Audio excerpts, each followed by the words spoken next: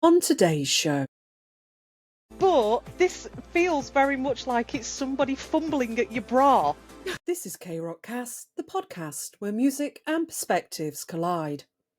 I'm Anne, a music lover who's the ultimate fan. And I'm Kelly, a professional musician. Join us as we dive into the world of The Rose and other Korean and Asian rock bands.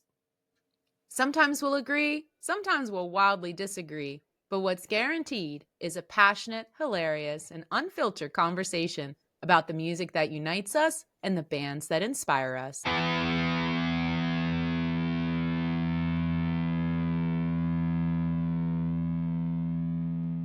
Hi, everybody. Welcome back. This is our special wrap-up episode called Into the Women Who Get Shit Done. Kelly, as we wrap up 2025, I have to reflect on everything we've accomplished in this podcast. I mean, we just think back to the very beginning. It's so cute, like listening to us in the first episode. And, we're just like, hey, we're putting this out here. We don't know if anybody's going to listen. And then as we were just kind of putting this content together for our wrap up, just really reflecting on how amazing the first season of K-Rock Cast truly was and everything we accomplished. It's been scary, to be perfectly honest. I didn't expect any of this to happen. Still can't get my head around it, to be honest, but that's a different thing. I know, it's so crazy. So, viewers and listeners, just first, thank you so much. We say this a lot, but we honestly can't say it enough. Your support throughout this entire journey of this podcast has been truly unbelievable.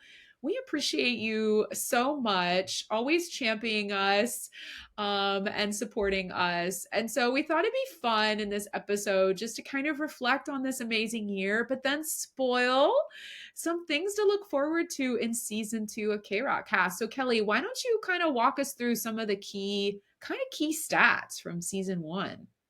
Yeah, so amazingly, we've managed an entire series, and I don't know how that's happened without us two killing each other, which is an interesting thought. We love each other, really. We do. Of course we do. So, series 1, here's the figures. So, we have released 42 episodes and we have had a whopping 3,306 hours on Spotify. Woohoo! That is just incredible. That's mad. I can't believe that people have listened to us that much.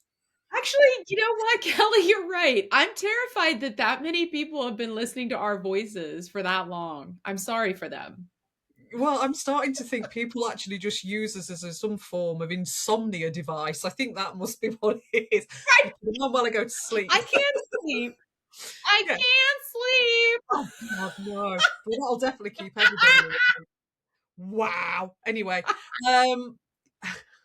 we have 512 Spotify followers. So far, we have interviewed 7 people and that have been aired, and we have another 2 that are unaired that are coming out very, very soon. We launched YouTube, and so far we have just under 10,000 subscribers in what is literally... That's incredible. What's that? I think we launched it June, maybe end of June, something like that, right? Mad. Whatever it is, it's absolutely mad to think that there's nearly 10,000 subscribers already. Amazing. I can't get my head around that. And of those 10,000 subscribers, 7,906 hours has been watched. Now that's crazy. That is insane. That is absolutely just insane. What is even more insane is the number of views that we've had on YouTube. Yeah. Are you ready for this? 1,039,902 as of an hour ago. That's incredible. Yeah. That's incredible. I mean, I think our goals, Kelly, so remember we did a really good strategy session over the summer together when we were together in LA, Yeah. and we said we wanted to achieve 500 Spotify I followers know. this year. I And know, that so was it. we exceeded that, and we wanted to reach by January 10,000 subscribers on Yeah. YouTube. So I think at being at 9,700, 9.676,000, I feel like we're gonna meet that definitely. Right. Um, so yeah, just crazy that we've exceeded the goals that we set for ourselves. So again, thank you to all of the viewers and Everybody. listeners for all your Yeah, everybody support. that listens, you are mad. I love you, but you are bonkers. Welcome to the madhouse. And then, of Welcome to the course, madhouse. I know, I've literally got madness playing in my head now. Um, and then, of course, we launched Patreon, and we launched Patreon literally because we just wanted a little home away from home so we could talk to people and get people involved with the show. And that has just gone mad. When we first started it, there was a handful of us, and it was lovely because we could sit and all have a natter. And the family has just kept growing, growing, growing, growing. And now we're on 134 members. And I'm 100% sure when I log in after this, it will have gone up again because that just seems to be how it is daily. Thank you all for joining us. You are wonderful. You are gorgeous, gorgeous people. And we adore speaking to you every single day. You are fantastic. So far, we've done 2 virtual hangouts. I think we might do a live for everybody if we can work out how to do it by the end of the year. But we've got to work out how to do it with 2 of us. Yeah. Uh-oh, I'm giving the Dojun face to you. You're pulling a Sammy over here. I'm like, Hey, okay. hey, at least I understand technology. That's all I'm saying. We'll I get feel there. like it's like that time. Remember in the Rose Couch when Sam was like, we could do season 2 of the Rose Couch where we've got Black Roses on a Zoom call and we're all talking to them live. And Dojun's like, how are we gonna figure that out, Sam? That's about how I feel. We manage it.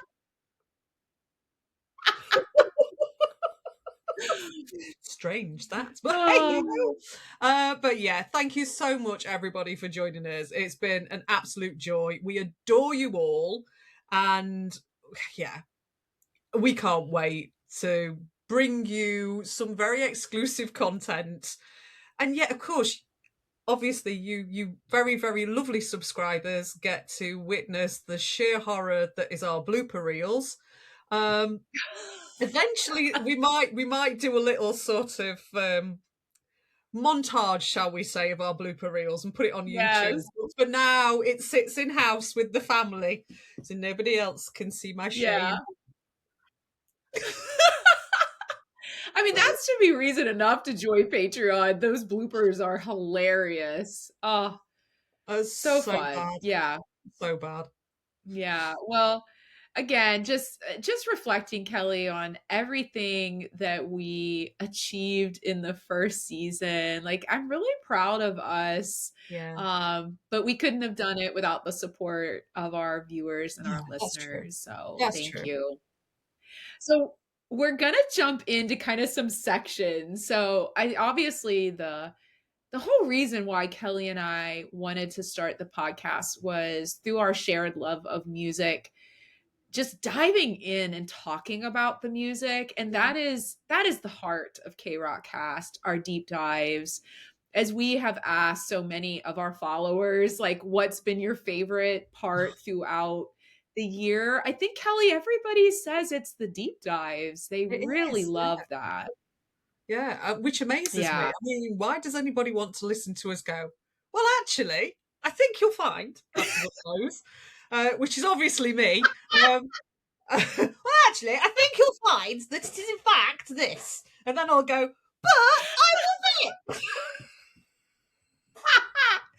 I don't know. I mean, I'm with you. I can't imagine, but people just really gravitated to Yeah. it. I mean, it's just been amazing. So we had to think, and this was hard, Kelly. We This came up was with our really favorite deep dive conversations. It was hard, Yeah. wasn't it? It was hard. It was really, really hard. Yeah. And to be perfectly honest, there was one point and I was just like, I've put some in. That's what you're getting. If I think about it anymore, it's going to change again for the 10th time. So this is what it is. We're Right. sticking with it. It's so true. You're exactly right. I felt the same way. All right, so we've got a nice little compilation. We're gonna start with you, Kelly. Let's watch some of your favorite clips and have you kind of talk through that. But Yeah. that is so on the nose and so brilliantly done, and you can't fault him for Yeah. that. It's fantastic use of words and Yes. the ability of words to not harm but actually create a warmth and an acceptance that is sorely missing in this To world. the dark side, we have cookies. I like cookies. We all like cookies. The idea of the lyrics and where the lyrics come from, which is quite a nice idea, I think. It's got this ability to sort of transcend. You get what this music is trying to tell you, even if you don't know what the lyrics are.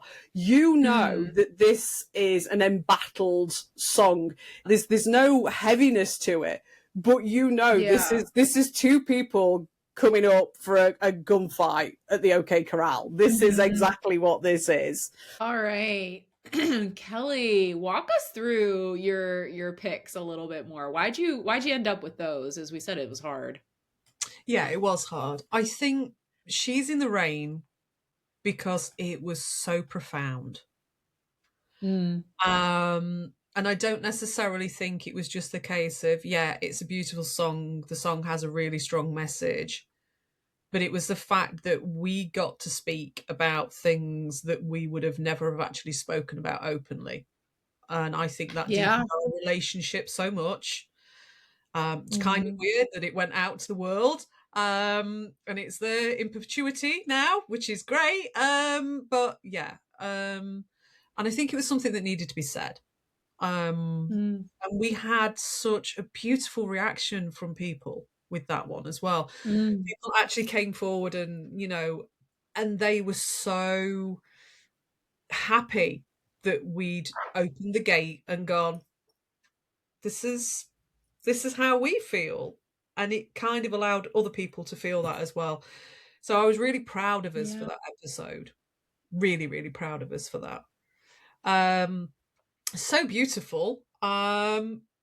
Because we got to go to the other side of things.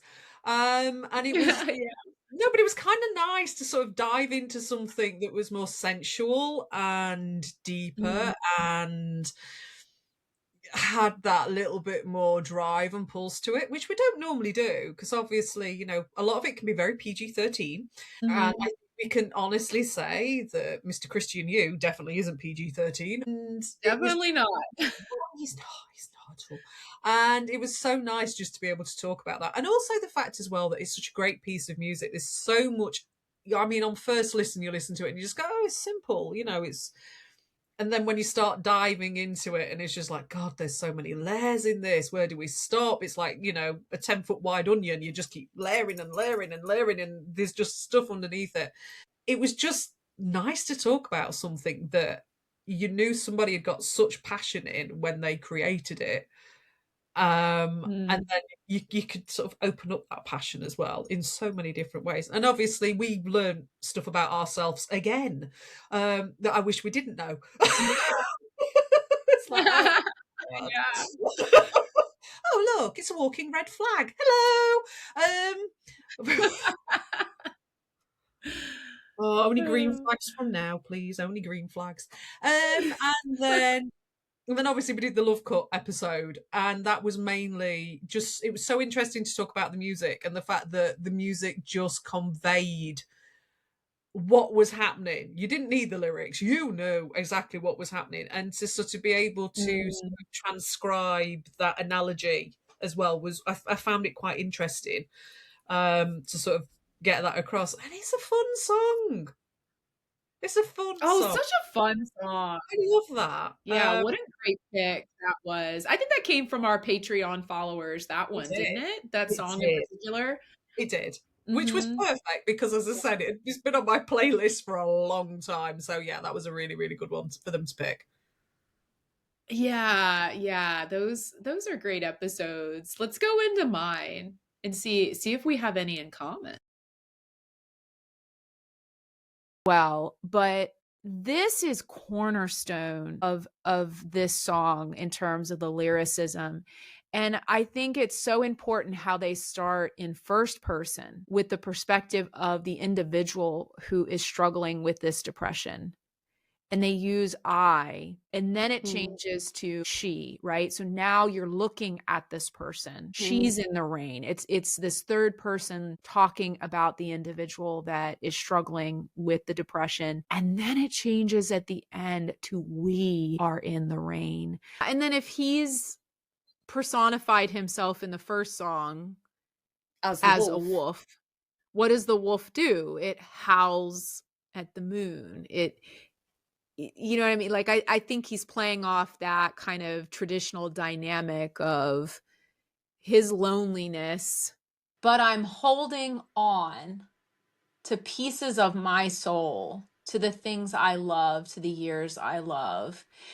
I I I think this is why this song gets me very, and I don't know, I'm getting emotional. I don't even know why I'm getting emotional talking about this now. This song is like, I imagine a person who wants to end it all. Yes, it is. It is. And maybe I get emotional because if this is a song he wrote from a dream he had, I just get like upset of thinking of him back to this place again where I think he was in a previous time of his life. All right. So we had the She's in the Rain in common, obviously. And I just echo, everything you shared.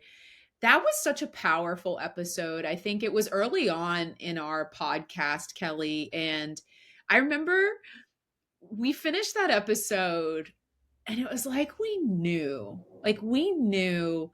that was a quality episode.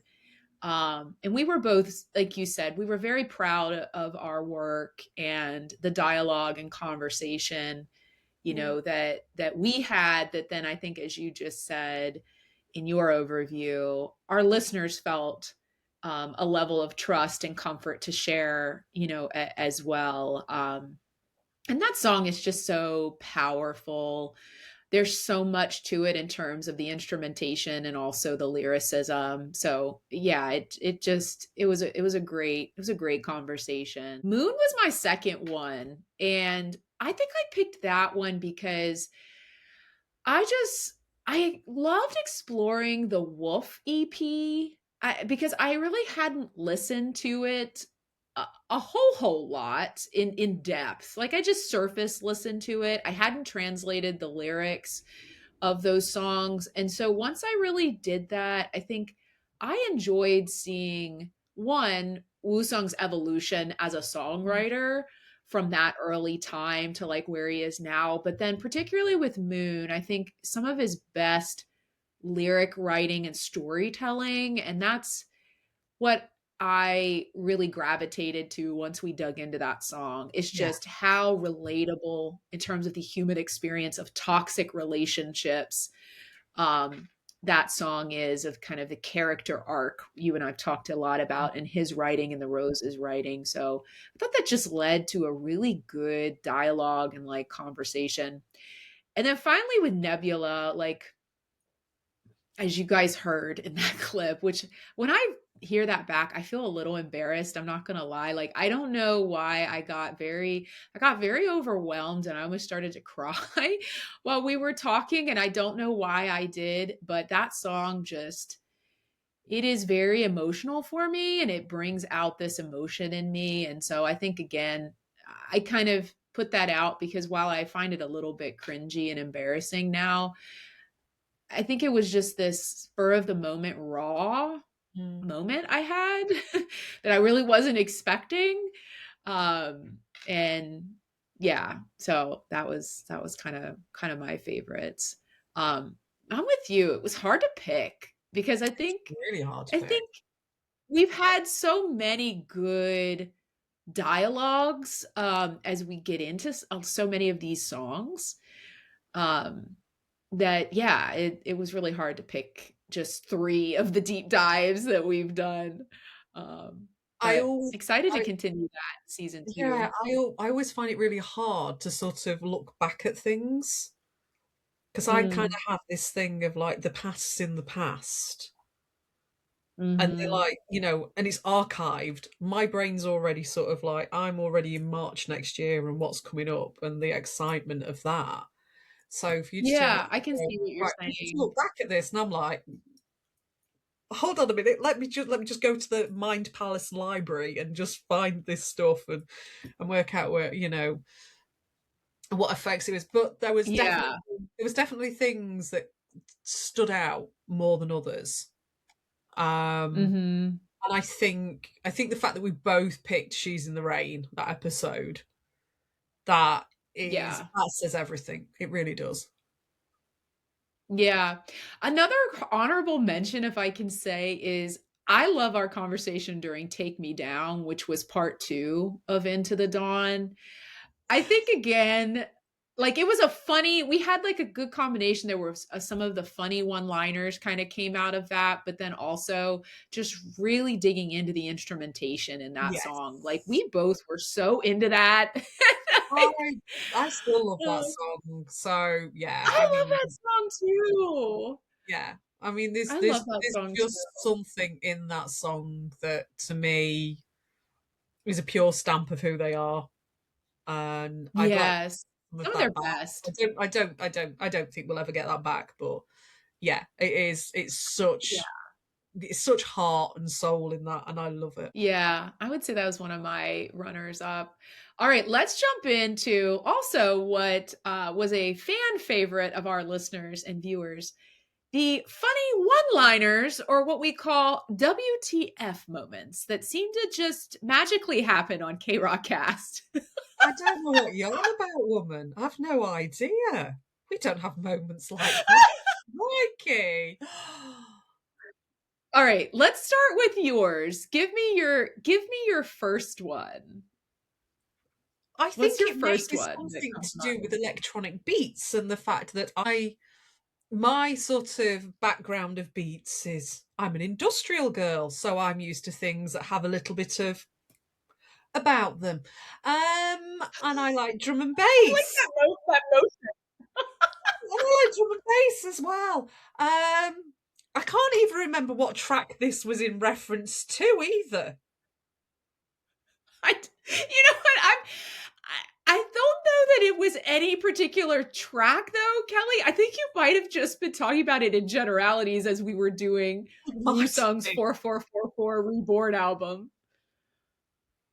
I stand by it completely and utterly. I'm not changed my mind on this. This is still how I feel. If it's going to have a beat, I want it to consensually push me up against a wall and ravage me. I do. I'm getting like visual, unfortunately, after you said that. But this feels very much like it's somebody fumbling at your bra. That is forever. It might be literally like the number one funniest thing you've ever said on this podcast. I mean, it says everything about me in a couple of sentences, to be perfectly honest with you. I remember too, again, it was like kind of early on because that was the second album we reviewed. And I just remember I was like, oh my God, like you should leave that as a review on his website. I think that's what I said. Sorry, not sorry, is all I'm saying to that one, to be perfectly honest. Oh, Yeah, we that's shall say no hilarious. more about that one. If we do, we always said we're gonna do special merch that has some of these one-liners. That Oh, one's it's going still on some happening. merch. It's still happening. I am looking into it. It is still happening. That one's going on merch because that is classic. All right. Tell us about your second one. So my second one is quite possibly the only Would You Rather that I absolutely loved. Everything else about the Would You Rather makes me want to run away and hide. This one, I was in my goddamn element. My years of training came through. I knew exactly what I was doing. I have a plan and it's meticulous and I am sticking to it. And this is Zombie Fodder from Into the Garage Files Part 2. This was okay. I had to save this because we do have a segment, listeners, coming up on the best Would You Rather. So the clip had to be saved for that one because yes, Kelly, this is probably the Would You Rather that goes down in history of the best Would You Rather bits. So I had to save it for that section. Okay. But there were so many funny parts though, like in this, because it kept going and going.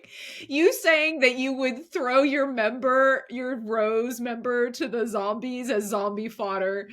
Remember, I'm over there with Dojun, just like singing. Surviving woman. I'm surviving. I'll leave you to that. This girl is surviving. And if that just means the fact that I have to outrun one of those arseholes, I'm going to outrun them.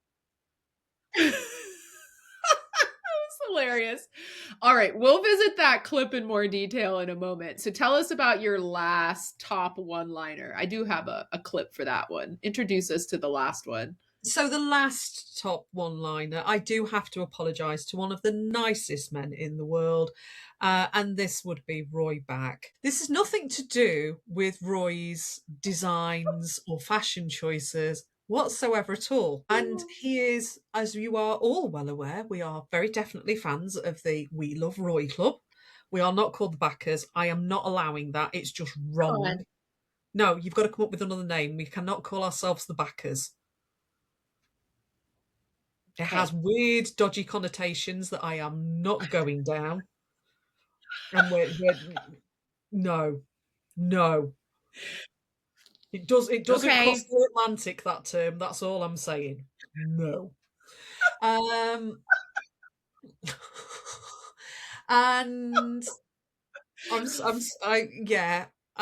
this is just a kind of hatred of anything that is to do with the sort of pussy blow blouses.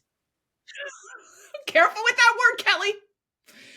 We might have gotten kicked off of YouTube because the AI might have thought we were being vulgar because we might have said that word quite a bit.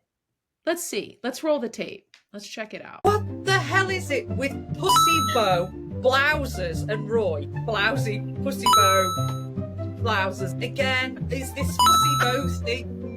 I don't in pussy blow blouses and again. Pussy bow. I know which will really upset you. I know. I can't say that word. I'm sorry, but that bit is so fucking funny to me. I literally can watch that little reel I made over and over, and it never gets old. Like, okay, nobody else gets my sense of humor in this world. No, this is true. Heaven forbid if I ever find another person who actually thinks I'm funny or as funny as I think I am. I sit over here and I make these little reels and I am laughing hysterically. When I made that one and I was like, how can I really hit home the amount of time? And I was like, I'm going to put a fucking ding every time she said. But the worst thing is, you miss the count at the end because it's not 6, it's like 9 times it's said on the actual video. You're right. You are absolutely right. I didn't even get all of them. So you are right. We said it more than even 6. But oh my God, I laugh every time I watch that. It's so funny. It is so funny to me. It is. We did say pussy bow blouse so many times. I hate them with a passion. We love you, Roy. Sorry, Roy. I'm so sorry, but they're just not my cup of tea. All right, mine. I had so many of these. I couldn't even narrow it to only three. I have a clip for a couple of them, but the first one is what I call Tea-gate. Do you remember, Kelly, in Into the Dawn? I think How it was could I part forget? one, How could I forget? where I surprised you still were friends with me after this, but I admitted that I microwave my tea. I think you never looked at me the same again. Heathen. God damn heathen. Oh, goddamn American. Heathen. I love that.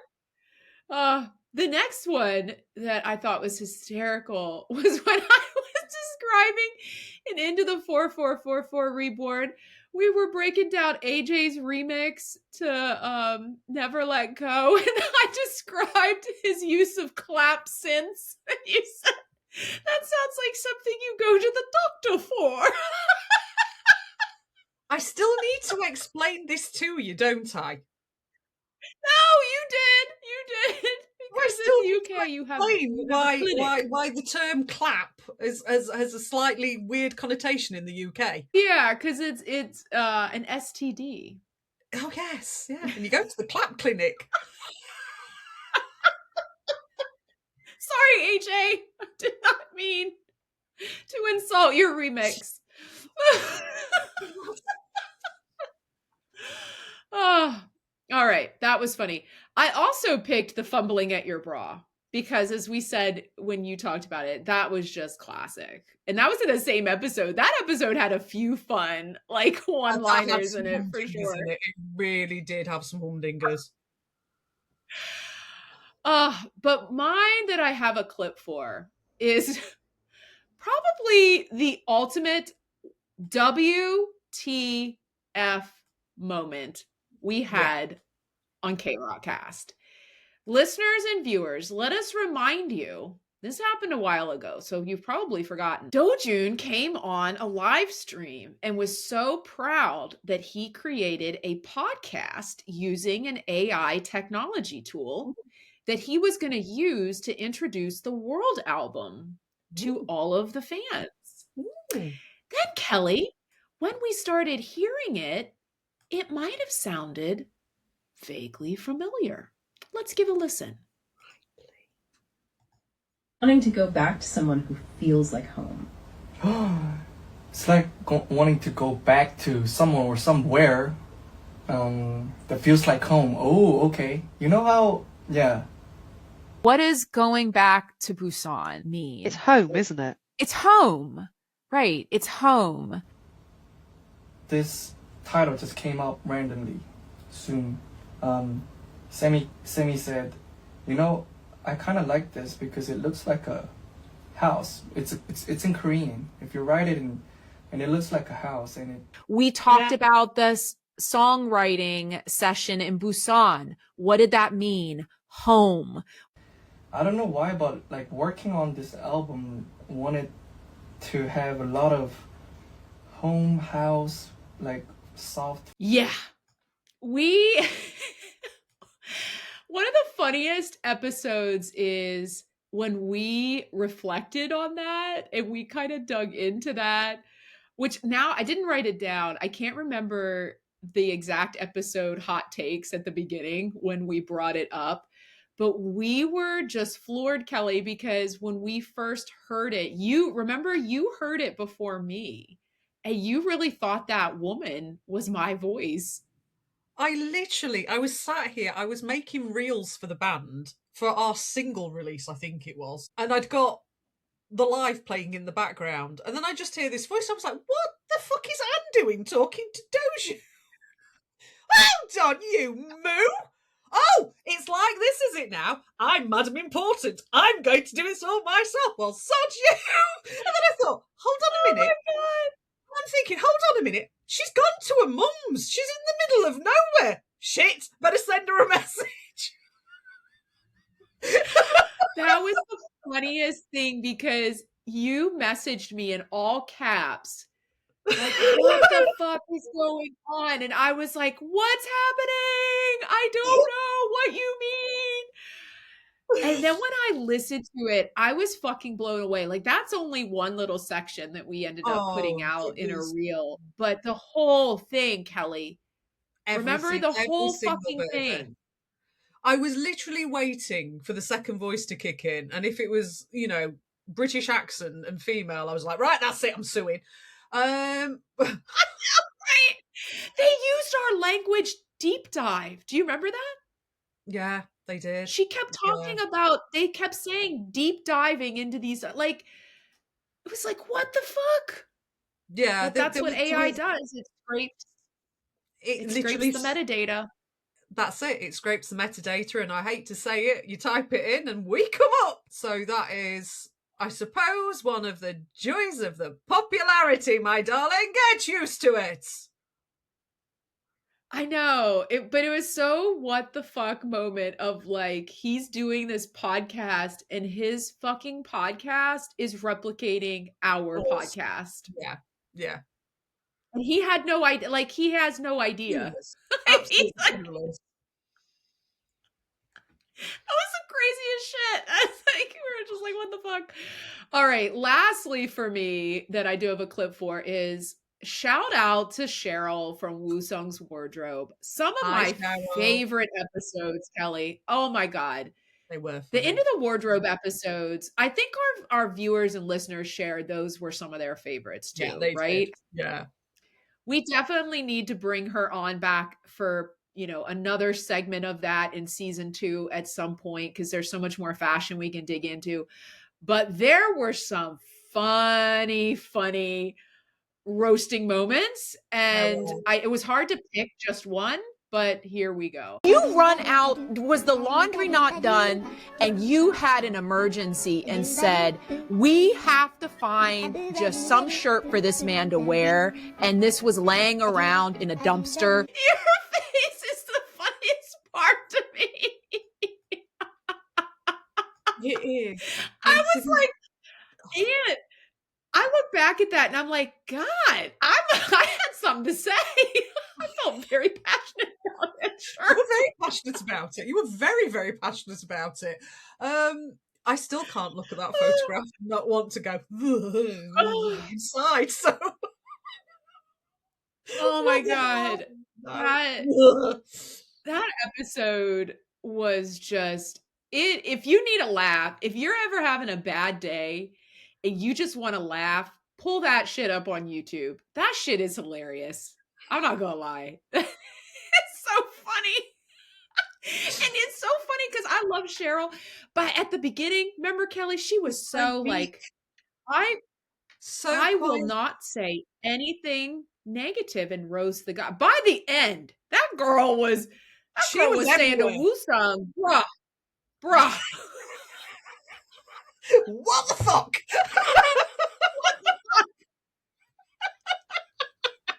We're a really, really, really bad influence on people, aren't we? We're like terrible. I know. You know what I love about those episodes too? Honestly, I'm a really lovely lady. I'm not a bad influence on anybody. I loved that. I feel like people kind of got all up in our DMs at times about the roasting. Like we were saying that the guys were like horrible people. We're like, no, watch it now. Like we're just saying we don't like their outfit. Like,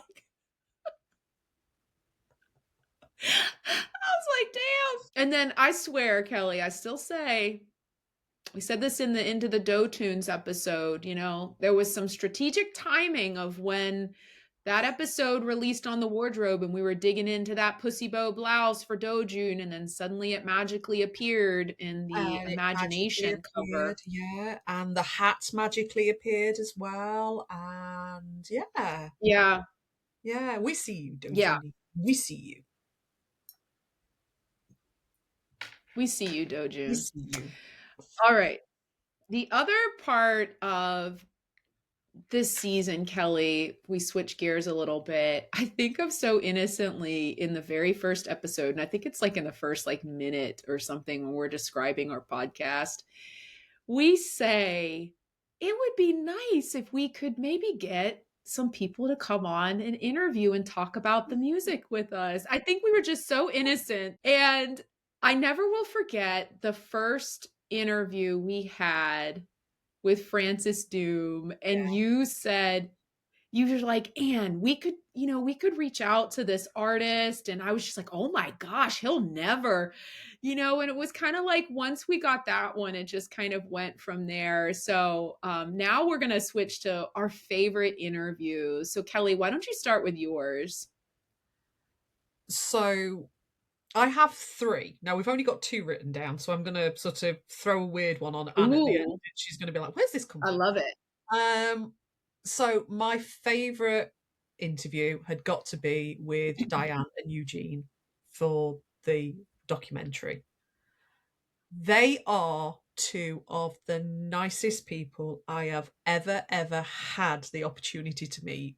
They're part of the family now, and we adore them, and they are great. And the fact that they took the time and the energy to come and speak to us was so rewarding, and it was so lovely. And to hear professionals talk with such passion and power and love about their craft was so inspiring as well. And if you haven't gathered, I really like people that love their craft, and that is one of the reasons that Anne and myself have championed this documentary as much as we have, because that entire production team are some of the best people in the industry, and they deserve all the recognition in the world. And to be able to talk with them was a gift. It really was. So thank you, Diane, and thank you, Eugene. You are beautiful people. We adore you. Yeah, I'll just add on. That was one of mine too. And so I think just adding on to what you're sharing, it was such an honor. I think when we submitted that formal request, Kelly, we heard back from Diane herself right away. And is you and I, not to put it, we're not going to throw any other names under the bus of artists that we reach out to. We get ignored a lot. Yeah, we do. We get ignored a lot. And for her to reach back out to us not long after our request personally, and show her support and interest in coming on, and then, as you said, her and Eugene just giving that behind the scenes look into the film. It was just so wonderful. And the passion, as you said, for telling this story, this important story. It was just such an honor, and it's been a pleasure to be able to still collaborate with them in promoting the Roses documentary film, going forward. So thank you, Diane and Eugene, as Kelly said, for taking kind of a chance on K-Rock Cast. And coming on our show, and supporting us in the ways that they have done as well. I think we greatly appreciate it. All right, what's your second one? Oh, without any shadow of a doubt, my second favourite interview of all time is Anson. I adore Anson. Anson is amazing. It's the most engaging conversation ever. I hardly had to do any editing on that. I just let him run. The stories, his depth of knowledge, and he just has such charisma and just this heart and soul, and you just want him to succeed. It's like you want to go kick the doors down for him. He is such a lovely, lovely man. If you get the chance, go and see him. Go and talk to him. Spend time with him. He is an absolute gem of a human. Anson, definitely. I loved that one. And just as a fellow musician, listening to him talk about his story, and I'm sat there going, oh God, yeah. Oh yeah, I've been there. Oh, and things started falling into my head, and I was just like, yeah, that really is amazing. And my heart and all my respect goes out to him. He's brilliant. He's fantastic. Yeah, he was on my list too, for all the same reasons you just shared. I think our listeners and viewers also gave so much feedback about how engaging that conversation was. As you mentioned, the charisma he has. I agree. It was just like the conversation flowed so easily in that interview. And I just love his music. I am a pop punk girl through and through. And so, yeah, I think we're excited. We definitely want to continue to partner with him in season 2. So look out for maybe some more content focused on Anson in our second season. Yeah. All right. What's your like secret third one then? Well, my secret third one isn't released yet. Ooh, And it is, spoiler. and it is quite literally the funniest fucking interview I have ever done. I literally, at one point, had to stop and wipe the eyeliner off of my jaw like that because I was crying with tears. All right. Are you willing to say the name of the artist, or do you want to keep that hush hush? I think we can slip this one out. I think we could. I think we could. We have coming to the show very, very soon one of my favourite punk bands ever. I think it's probably, and I love them just a little bit more now following our interview with them. And it's a group called 18 Fevers. I have never laughed so much into a laptop camera in my life. Their energy is incredible. Our viewers and listeners are gonna love that interview when it comes out next year. It's so funny. good. So fucking funny. So funny. Yeah, and they're so badass. They are, It was just a and great. love it. I love it. I love Yeah, people it was a great passion interview. and drive and my type of people, and I adore them for it. It was amazing. Yeah, well, that's an excellent third pick. I love kind of teasing that coming for our listeners and viewers. I'm going to wrap up with Francis Doom that I kind of mentioned when I led into this segment. He was our first interview. I just was so amazed. Like I said, when Kelly responded back to me and she's like, "Oh my God, Francis Doom said he would come on the podcast." And I was like, "What? Oh my God, like we're actually going to legitimately interview someone." I was terrified. So the thing is, I was in Thailand at the time, in Bangkok, and I was with one of my friends, and we just got back from the Rabbit to the Moon show. Yeah. We were at the hotel and this message appeared, and I sort of read it, and I put my phone down. I actually put the phone down upside down, and I looked at Arena and I went, "I can't quite believe this." And she's like, "Why? What's wrong?" What I went, "I asked Francis Doom if he wanted to come and do an interview very off the cuff. He's just said yes, give me all the details now." I think I did a little girly scream at the time. We love Francis Doom. We love that act. Jay is brilliant. I fell in love with his music this year to the point where he came up, and I swear this wasn't because of the episode, but he came up as one of my top 5 artists on both Spotify and on YouTube Music this year.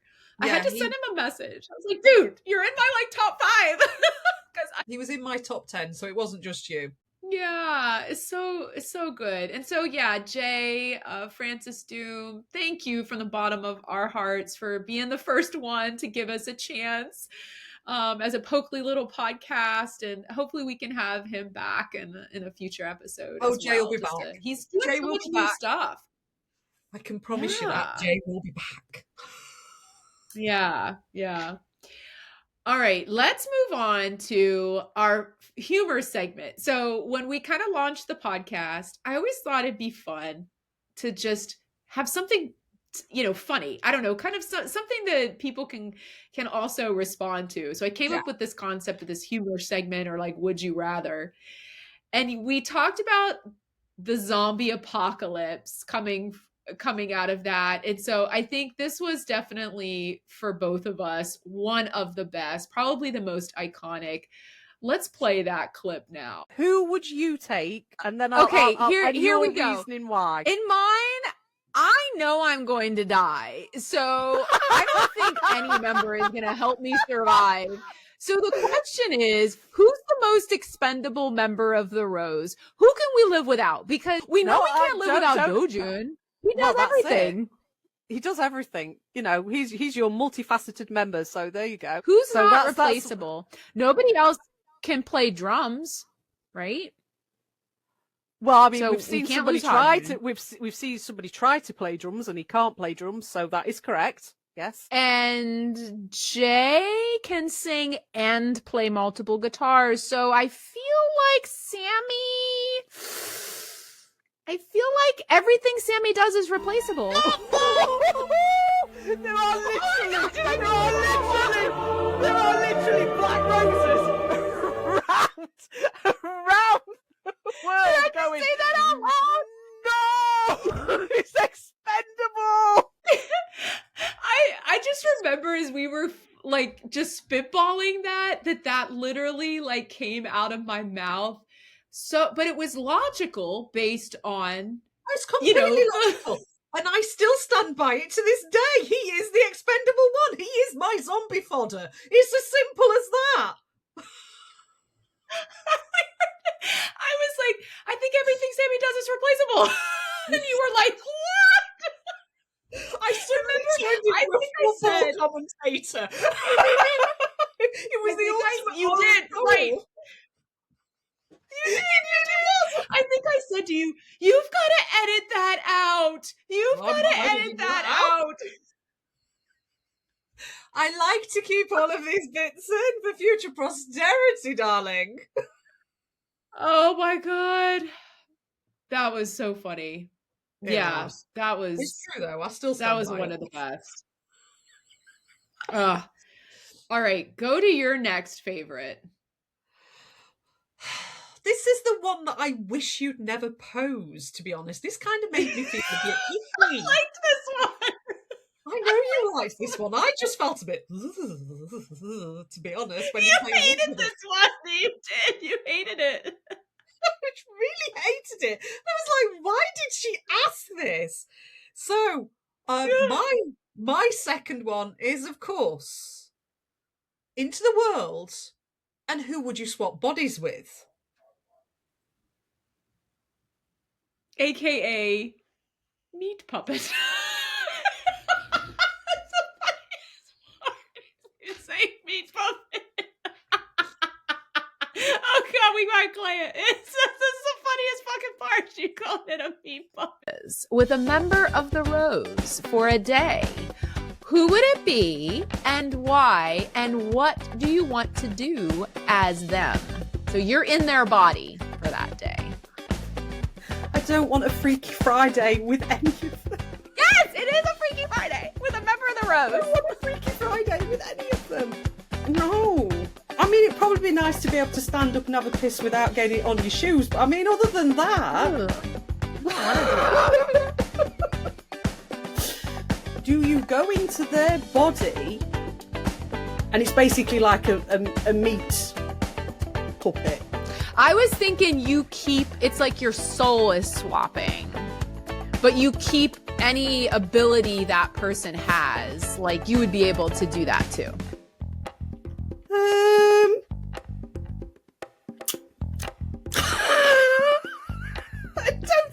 I don't think there's... No. You can all keep your stinky meat puppets.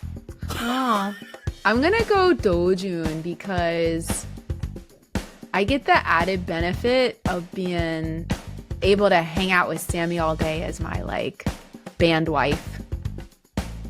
So I get like, I get to hang out with him as my band wife, and then I get to make beautiful music. So I'm in control of his body. I can do what I want with it. What are you saying? You're trying to make me do something.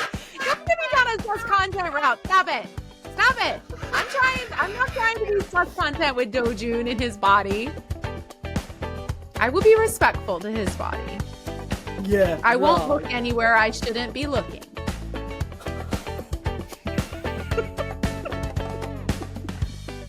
We might need to cut it here. So many levels. Your facial expression sometimes of the shit I say. This is true. This is very true. I completely and utterly get what you're saying there. I do question some of your choices every now and again. Yeah. I forgot about the line too when you were like, it'd be kind of nice to be able to stand up and take a piss, and I would go, ooh. It's true. It's true. Have you ever been to a festival toilet and had to think whether or not you can actually levitate? That was so funny. I forgot about that part of that one too. Oh God, no! That was a classic. Still to this day, wouldn't want to swap with any of them. Definitely not. And you're just sus and weird and yeah. Let's leave that there. Okay, Kelly, tell us what your final would you rather is. This would be Into the Dough Tunes, where Anne posed a question that I really, really wish she hadn't asked. God bless you for being a fan. That's all I'm saying. All I can say is this is my life. And that's of most musicians. As evident by our clip that we'll play now. Would you rather you are stuck in the studio with Dojun and he's spending 3 hours with you debating over one lyric? 3 hours debating and arguing with you. Or you're in that studio and you have to listen to him play a piano chord, the same piano chord, 97 times or more because, quote, it just doesn't feel right yet. Which one is the lesser of two evils for you? Anne, my darling. My darling, darling, darling friend Anne. Welcome to the world of being in a studio. Welcome to the world of creating music.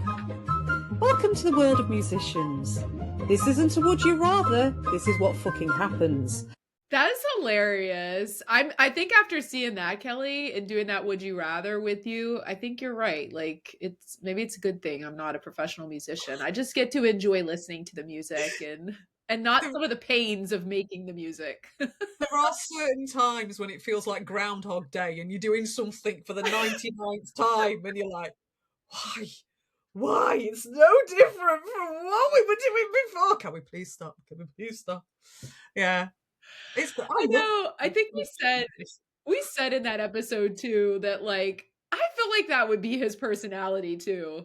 Like I totally can see him. He is a perfectionist with his music.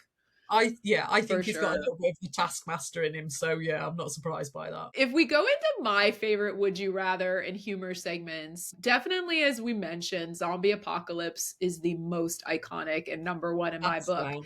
But my second one has to be, somehow, Kelly, I've gotten the reputation on this podcast of being a little bit sus.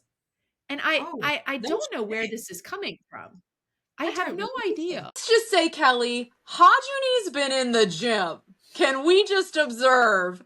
He's going to be able to bang those drums all night. Why did you make that sound pervy? It wasn't even sus. That sounded pervy. Sus content alert. Hajuni's banging those drums all night. So we've got paper thin. I can make anything sound pervy. This is true. This is true. I think I'm gonna go Wusong next to me, or not next to me. Excuse me. Sorry. Oh, hello. Is this a sus content one that I wasn't aware of? No wonder your I'm husband sorry, asks slip. questions. What is that, like Freudian slip or whatever? It's like, okay, Yeah, not yeah, next, yeah, that's next what we're door calling to it. me. I still don't really see why anyone thinks that I have all this sus content come out of my mouth. Where is this coming I don't from? know. Oh my god. I think it's kind of funny though, over the evolution of this podcast. I feel like that phrase started in the Into the Garage episode where Sam is looking, it was the second one, the numerology one, Yeah. where he was looking at something on YouTube and the guys were telling him are you watching sus content? And I put out that reel because you brought up that old content where they took the lie detector test and asked Sam if he watched porn, and he said no, and he failed miserably. Miserably. Yeah, we know why he's got And his it was spank like bank. it was like somehow that like turned into this concept of like sus content, and then I don't know, somehow I've gotten attached to that, but it's hilarious. And then my last one, this was probably one of the would you rathers that I have laughed at the most. Do you remember, Kelly? The scenario was, would you rather have a jazzercise class with the Rose or pole dancing? Neither. Let's revisit this Neither. one. And you need unbelievable thighs to be able to do Ooh. that. How can you make everything filth? How can you just, what is it? He's just like, you just drop into this pervy thing every time. You're like, it's just like, no. Don't do it. Who's I got don't- the strong thighs? I mean, generally speaking, though, for pole dancing, you don't wear a lot either because you can't have the friction. Are we back to the rose and loincloths? I mean, to be perfectly honest, I mean, some of them wear less than what's in a loincloth. Oh, dear God, no. I think waxing would need to be involved. I think the men need the members of the rose got to get some waxing going on. We can't have a forest in our faces. No. Who do we think looks best in spandex? Nobody looks good in spandex. Nobody looks good in it. Oh my God, Sammy's poor little chicken legs.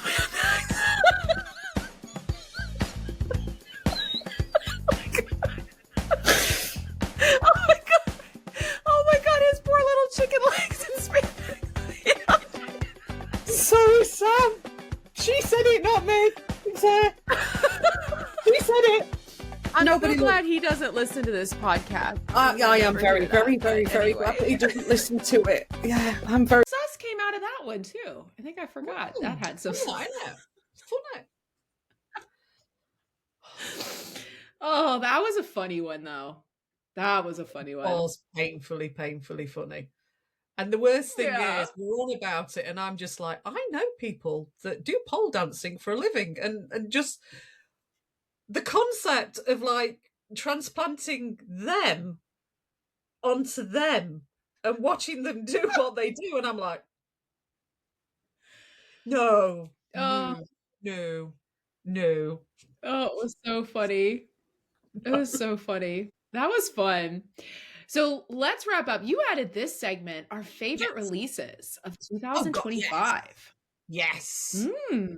So, I think there have been some truly fantastic albums come out this year and some really fantastic singles as well. And this is one of the reasons that I kind of wanted to start the whole K-Rocks recommends, because we wanted people to be able to listen to some of this stuff that was out there, whether this is huge artists that have been there for a while or whether it's people who are up and coming. And I can honestly say these 5 albums and singles have just on repeat continuously, and I love them. So, first and foremost, now I can already hear the peanut gallery waiting to say something on this one, because I know she's going to say it. As soon as I open my mouth, the woman is going to say it. My number one. You know me so well. I know. Shut up, woman. Just let me bloody say it. So my number one single of 2025 is Cloudian and Gardener. Oh my God, that single is amazing. Come on, Peanut Gallery, say it. Say it. Cloudian, I've never heard of them before. Have you even mentioned them before? I don't mention them at all. No, never heard of them. Never heard of them. Absolutely terrible band. They're one of the best bands out there, and everybody else will hear about them soon. Then we have... and shameless plug, before you move on, shameless plug for Cloudian. You got to check out, by the time this episode airs, our K-Rock Recommends special focus on Cloudian is already on our YouTube channel. If you guys haven't watched that, you have to give it a watch so that you can really understand why Kelly has just fallen in love with their music this year. So definitely check that out. My second album, oh my God, magnificent, Detox by One OK Rock.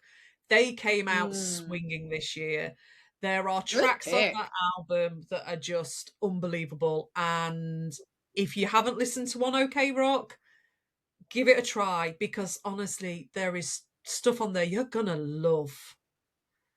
Then we said that we wanted to do them as a deep dive. Maybe that's coming. That's coming. The only problem is we're gonna have even more of an issue deciding which track we're gonna do for One OK Rock. I know. We did with DPR Ian. Oh, I know. Because this one's going to be hard work, because they have an amazing back catalogue. And then one of my favourite Japanese acts, Pale Dusk, and their self-titled album, Pale Dusk. They are brilliant. They are mad as a box of frogs that's been shaken up, and they're great. Honestly, I've never heard that saying. Is that a British saying? Yeah, they're just brilliant. I love them. It's rock, it's metal, it's got a bit of ska in there, it's got a bit of hip hop in there, it's got everything thrown in, and they are just them and unapologetically them. And anybody who is that, I love. Then we have one of my other favourite Japanese bands, but these are Japanese-British, and this is Esprit d'Air, and they're absolutely stunning symphonic rock metal album, Eons. It is beautiful. The musicianship on this is top quality. I mean these guys are good, and that is just such a fantastic place to start with them if you've never listened to them before as well. And last but by no means least is possibly my other favourite single of this year. And it is by the artist James Lee, and it is his single, Hell. Wow. Just wow. This single dropped. I didn't know what to do, because it had gone from being... He made nice rock, which had got undertones of a little bit of metal, because that's his background, but he also has his K-pop thing because he was in Royal Pirates. And this came out, and it was so different. And you've got all sorts of instrumentation on there. It's got a bass line to die for. It's got this build in it that just comes out of nowhere and just slaps you. And, ooh, James, it's an amazing one.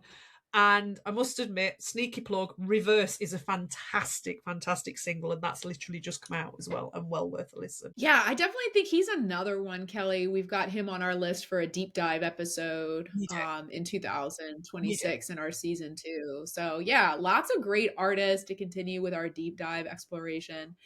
All right, here's how we differ, because where Kelly is a musician that just listens to lots and lots of new and different artists. I mean, that's why, she heads our segment of the K-Rock Recommends, because she is out there always finding these new amazing artists or other artists that have been out and that maybe people aren't as aware of.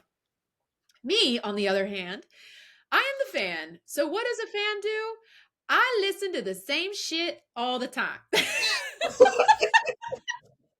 The top 40 told me to listen to it. That means my top album of 2025 was, of course, the Rose and the World album. Yeah. I listened to that album over and over and over again and still do. I love it so much. So yeah, that was definitely my top album. They also obviously came out with a single to promote for the film Trauma. And so I just think that is an incredible song. I think it's like one of It's their best, particularly beautiful. from a vocal standpoint. Yeah, I'm with you. Beautiful song. It is a fantastic track. I am with you on that. I think it is one of their best, but they kind of got eked out just a little bit with new discoveries.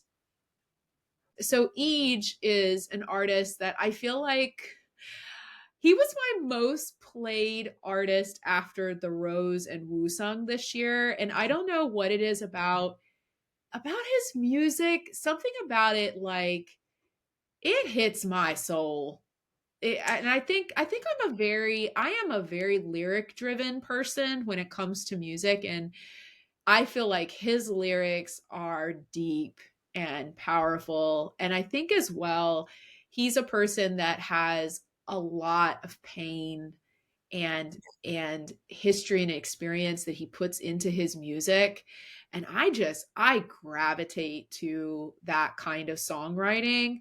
And so that man's music I had on repeat. The song I listened to the most the entire year is not a song from 2025, so I didn't know if I was allowed to put it on the list, but it's his song When the Rain Stops. Yeah. He did release 2 singles this year, Put It On Me and Ruin My Life, which are both great songs, particularly Put It On Me. That song, again, just really like hit me, and the story behind it of being inspired by one of his fans to write the song. I would love to do a deep dive in season 2 into we will. I some love of his his stuff. music. I love his stuff. So yeah, we'll definitely have a look into that. Yeah. So he was kind of my number 2 this year after the Rose and Woo-sung. And then I put Golden, which is, like everybody else in 2025 from K-pop Demon Hunters. It was just such a breakout song. Yeah. That whole film was so fun, but the music behind it was really incredible. The voices of those artists, incredible voices. And so yeah, that song is great. And then I snuck this artist in, Moon Soo-jin. I didn't know of her until she did a song with Woo-sung. So he featured on a song of hers this year called Tightrope. She is a South Korean, like, kind of like pop R&B kind of artist. I love Korean R&B. So I just started listening to her back discography, and I fell in love. And she had a new album this year, or an EP. It was an EP called Prism Heart.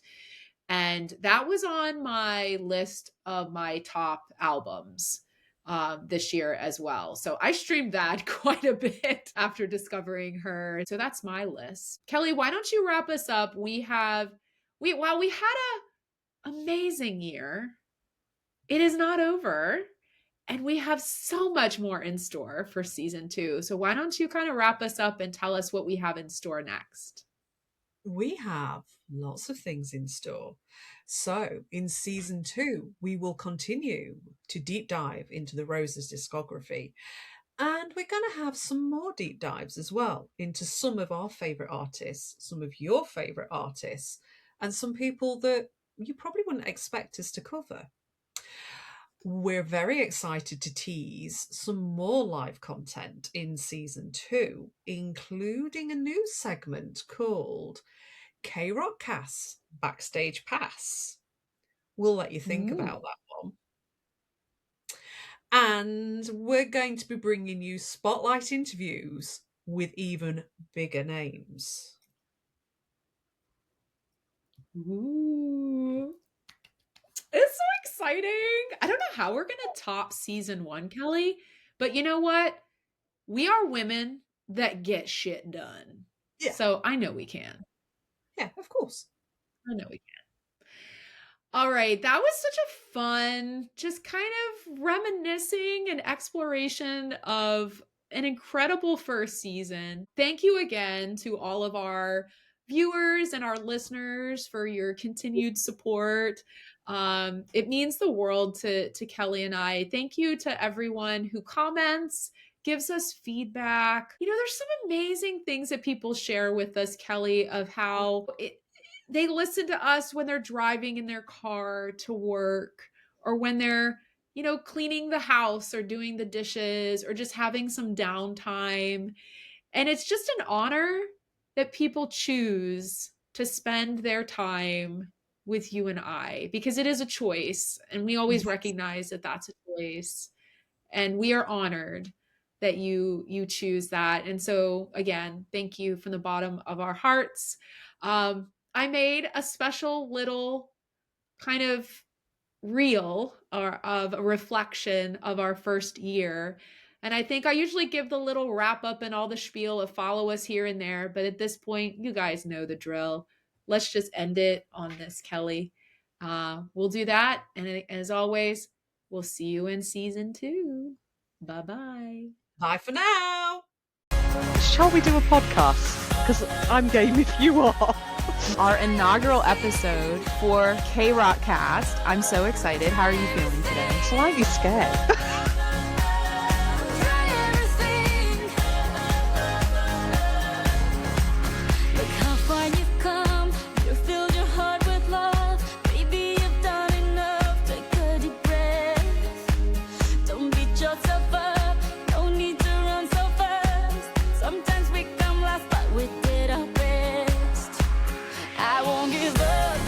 It sits front and centre, it slaps you around the face, and it says, "You're mine, bitch, come here."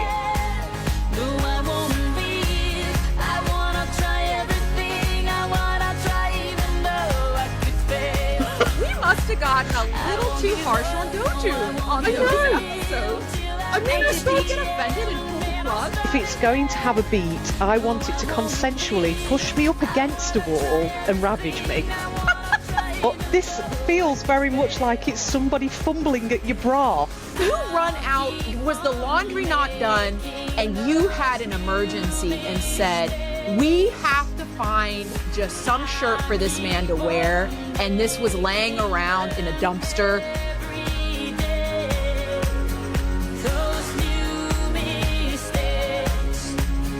At Asian American Film Festival, I'm with Eugene Yi. Hi.